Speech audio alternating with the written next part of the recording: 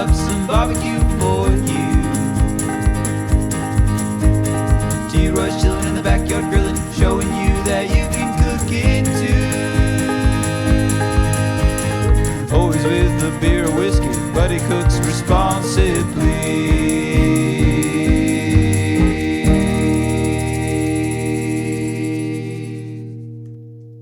Hey everybody, welcome to T-Roy Cooks. I appreciate you joining. Folks, I'm cooking outside for you today. Got my black iron skillet ready to go. We're gonna be cooking on my propane stove. My camp chef out here, yeah, that's what it's called, a camp chef. I almost forgot. Anyway, we're cooking steak au poivre, as you can see from the title of this video. It's gonna be delicious. I think y'all gonna love it. It's something I've never made before. And I got the idea from my buddy Kory over at Cooking with Kory here on YouTube. I'll put his link up here. Y'all go check it out.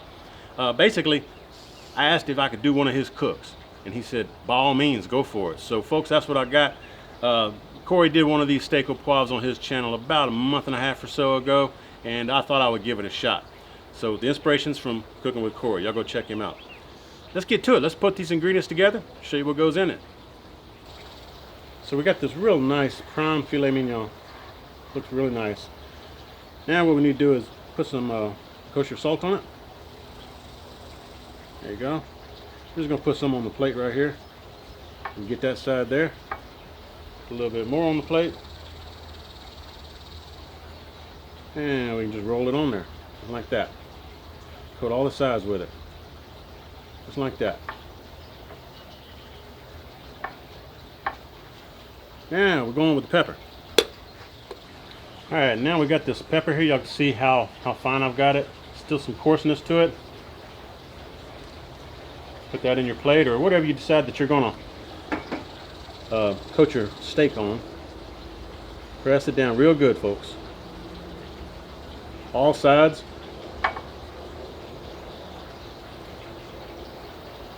And we got the skillet coming up to heat right now. Once it gets hot, I'm gonna start adding some fat in there. Y'all just stay tuned. All right, so my skillet's hot. I'm gonna go in with some vegetable oil, and also gonna go in with a couple of pats of butter. And I'm putting the vegetable oil in there because that will help keep the oil, the butter from burning up, y'all. Gives it a higher smoke point. All right, let's go on with that steak. There we go. I'm gonna let that go for about 3 minutes per side, and we'll see where we're at then. All right, that's 3 minutes. Let's give it a nice flip. There you go. Give it another 3 minutes. We'll be right back. All right, it's been 3 minutes on each side. Let's check it out. Feels real nice, y'all. Real nice. All right, I'm gonna take it off, put it on the cutting board. We need to pour off some of that oil. Let's turn this fire off real quick. Let that pan cool off just a little bit. There you go, folks. Gorgeous, isn't it? There's the other side. Let that steak rest for a little bit. All right, let's pour off some of this juice, some of this grease. We don't need it. Gonna leave a little bit, but not much. There we go. All right, now we need to do something to get all that fond off the bottom there. So what are we gonna do? Well, we're gonna pour in a little bit of beef stock. Going in with some beef stock here. That's a hot pan, y'all. Well, it's cleaning up though.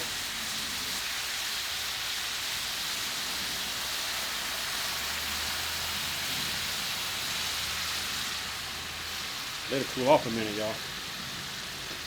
That pan's smoking hot. Yeah, I'm gonna let it cool off a little bit. Y'all bear with me. All right, I'm gonna go ahead and add the rest of this 8 ounces of beef stock.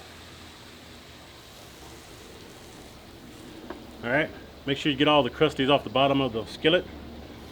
And folks, I was gonna tell you, if you're using a steak you would normally get from the butcher counter case, you know, it's your local grocery, those are about 1 inch to 1.25 inches thick. And if you're using a steak that is that thin, then just go a minute to 1.5 minutes per side. That'll usually get you about a nice medium rare, somewhere in there. And you can, I'm using filet mignon just because I wanted to cook it up I wanted to kick it up just a little notch. But like Kory used New York strip. You can use ribeye, New York strip, filet, whatever you float your boat. Probably even work on a sirloin steak, y'all. Alright, so I got most of this going off over here. The pan seems to be pretty clean. Now let's see what we need to do here today.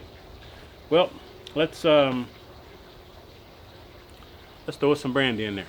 Yep, we got the fire off right now, so got us a little bit of brandy. I'm actually using some cognac right here, some nice cognac too, by the way. So we're gonna turn the flame back up. All right, so see, we almost immediately coming up to a simmer there. There we go. We got a little bit of flamage happening there. So let some of that alcohol burn off of there a little bit. Just give it a minute or so. Turn my flame down. All right, so we got the beef stock in there, and we got some cognac or brandy in there. Now it's probably like one of them little airline size bottles, a little bitty small ones, you know, 4 ounce, something like that, 6 ounce maybe. Wasn't much. All right, now we got some heavy cream going in. There you go. There, I even maybe see it. There you go. Heavy cream going in, folks. All right, now we need to get this simmering up again. We're gonna let this heavy cream reduce. Don't let it boil to death, just kind of simmer it, but let it reduce, I'd say by half, you know, maybe a third, until it gets thick enough to coat the back of a spoon. So we're gonna do that, and I'm gonna add a little bit of salt. See, we got some salt back over here. Put a little bit of salt in there, not a whole lot.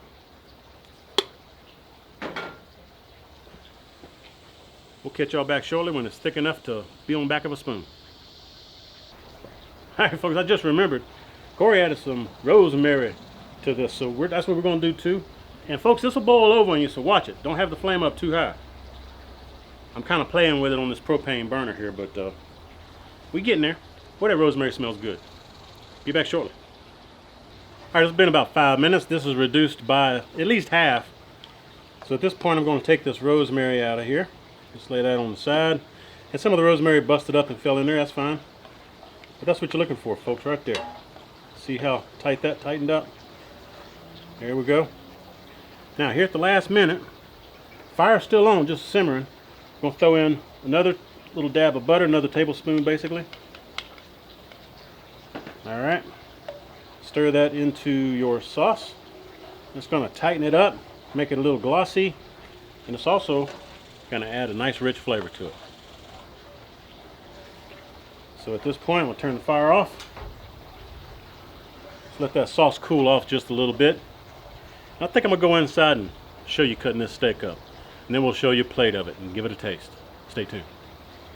All right, folks, the time has come. Let's cut into the steak.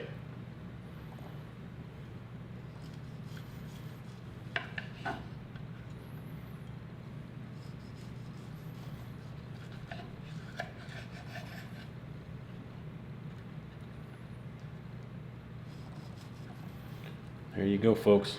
Looks like a nice medium to me. Maybe even medium rare.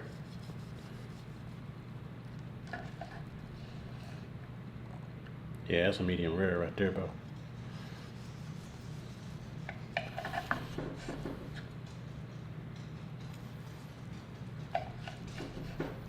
There we go. I'm just gonna leave that one like that. All right, folks. That's what we got. All right, guys, this dish is done.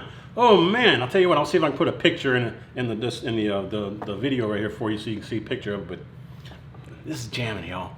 Really, really good. I've been sampling on it. You know, it smells delicious. It looks good. Why not, huh? But anyway, let's taste one on camera for you. All right, I'm gonna take one of these and give me a little bit of this nice gravy on here. There we go, folks. Get a nice bit of that crust on there.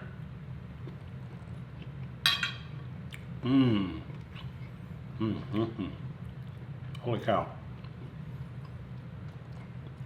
That sauce is crazy good, man.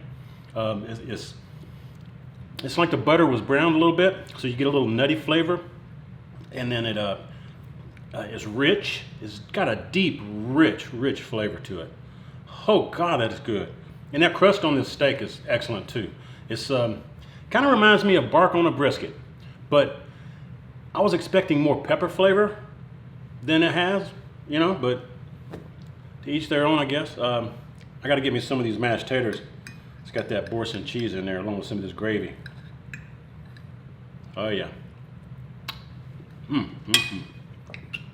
I'll tell you what, folks. I got to get out of here so I can go eat. So, hope y'all enjoyed this. Hope you give it a try. If you do, let me know down in the comments what you think about it. And I got to thank Cooking with Kory. Kory, thank you very much. This is an excellent dish.